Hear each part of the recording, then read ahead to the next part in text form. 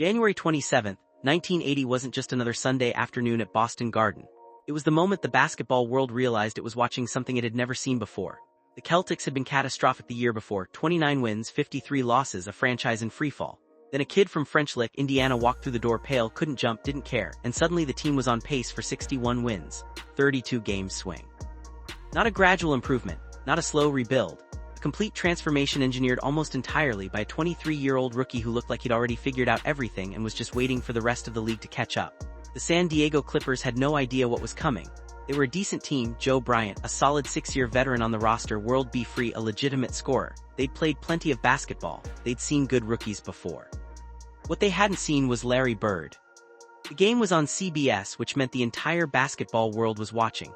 The moment Bird touched the ball, you could feel something different. He wasn't tentative. He wasn't learning on the job. He was operating like he'd been doing this his whole life. The first quarter alone told you everything. Bird started with a smooth floater, the kind of mid-range shot that looked effortless until you realized the defender had no chance. Then he got fouled, went to the line, and you started seeing the pattern. Every possession was a new way to score. But the real shock came when he stepped back and released a shot from a distance that seemed ridiculous for 1980. Three-pointer. Then he did it again from the corner. 2 threes in the first quarter when most NBA players treated the three-point line like a novelty. Bird was treating it like a weapon he'd been waiting his entire life to use. The Clippers tried to keep up.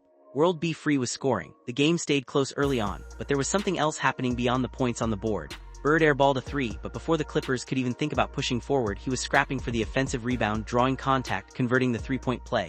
That's when you started understanding what made him different from every other first-year player in league history. He didn't have an off switch. He didn't coast.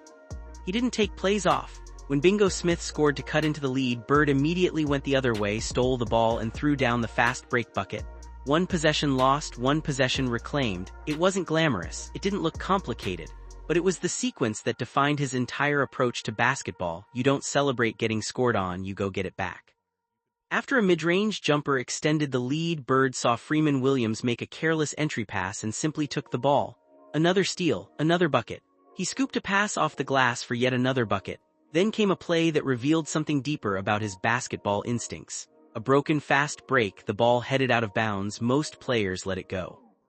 Bird tracked it down, delivered a behind-the-back pass that should have resulted in an easy basket. And when his teammate missed, you realized Bird had just turned a completely broken play into a high-level basketball moment purely because his instincts wouldn't allow him to do anything less. Before going further, if you're enjoying this video, don't forget to smash that subscribe button. It really helps us keep bringing you the content you love. Share this video with your friends so they don't miss out on all the drama and excitement. By halftime, Bird had 26 points, but the real story wasn't the scoring. It was what happened when he decided to get others involved. Coming out of the locker room, he hit Tiny Archibald on a fast break.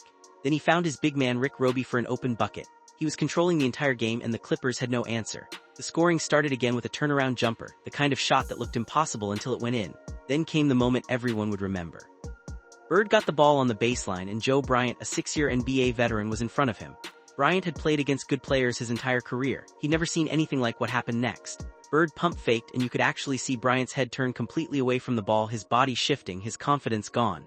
He pulled the ball back and nailed the baseline jumper right over a completely fooled defender. It wasn't just a good shot, it was a statement.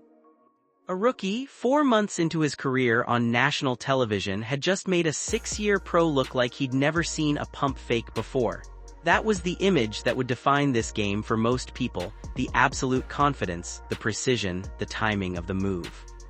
But what happened next revealed something even more important about Bird as a player and a person.